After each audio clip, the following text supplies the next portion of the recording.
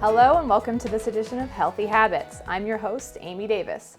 Today we have with us registered dietitian Jeanne Peters. She is also the director of the Nourishing Wellness Center in Redondo Beach, and she is going to be talking to us about healthy desserts that can be eaten daily without any guilt. Jeanne, hello, welcome back. Love it. Can't wait to go ahead and get started. Great. I know a lot of us, look forward to sugar, especially kids. Not really sugar, but just a sweet dessert. And we want to have it every day, and to be told that we can it's kind of tough. And I think kids especially depend on getting a treat when they finish their homework or they've eaten all their dinner. And really a lot of those aren't healthy. They're filled with processed sugars and refined sugars and all of that. So today I understand you're going to be talking to us about different desserts that are actually really satisfying but really healthy. So I'm really excited to hear what you have to share with us. I think a big point that you just mentioned is that sometimes we think that we can't have it, but the truth of it is if we know what to look for, if we know how to read a label, we can really help guide parents and even ourselves as adults to make choices that would allow you to have a dessert daily. Which is really exciting stuff. What's something we need to look for in a dessert? Yeah, good point. One of the things I just pulled up here is this is a Kind bar, and Love them. This is an example of something in which right on the label they say, low sugar, so only 5 grams of sugar. So a couple things I want people to think about when you're looking at a label. You want to look at what is the total number of grams of sugar per serving. So in this case, it's 1 bar, provides 5 grams, which is about a teaspoon.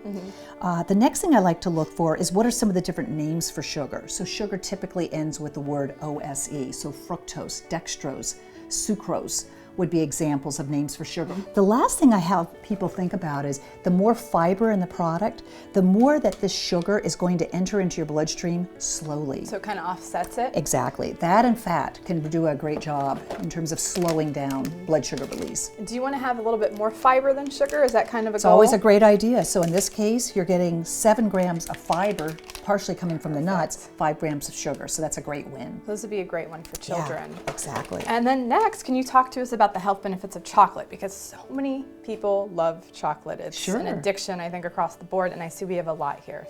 Yeah, so a couple things to think about. Whether you're buying it as cocoa or cacao, they're both coming from the cacao plant, and what you naturally find in this plant is it's very rich in antioxidants, these flavonoids, phenols, lots of different chemicals that actually help fight disease, decrease inflammation. So the higher the amount of cocoa in a product, the more health benefits you're going to get. So you want to look for a certain percent when you're buying a chocolate bar? bar? For example, this is 72% and this one's 85. So you're getting 72 or 85% of the cocoa in here, which means that you're going to have just naturally less sugar.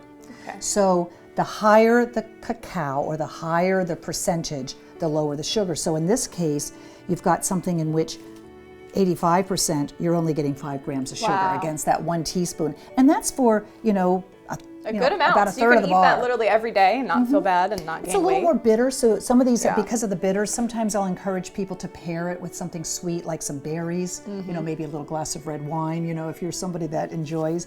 So those are some ways to be able to enjoy this lower sugar but higher beneficial food.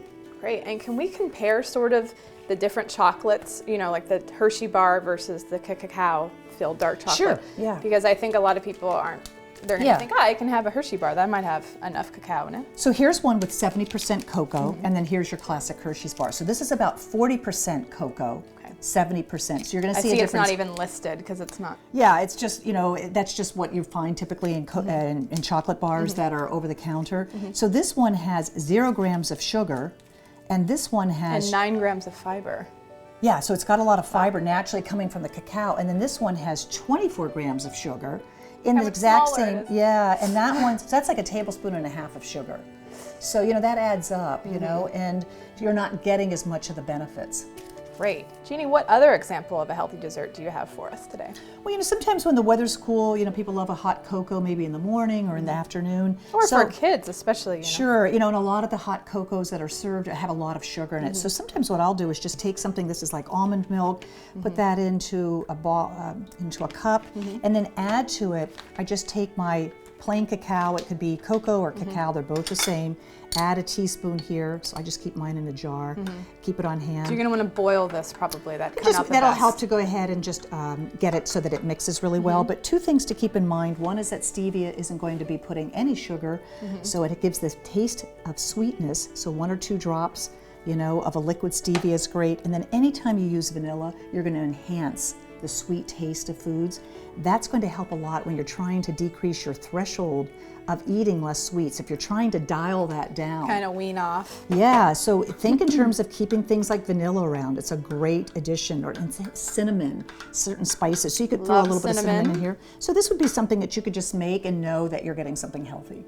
Great, I'm gonna try that at home. That's delicious. I love hot chocolate, especially kids do, so that'd be great for parents.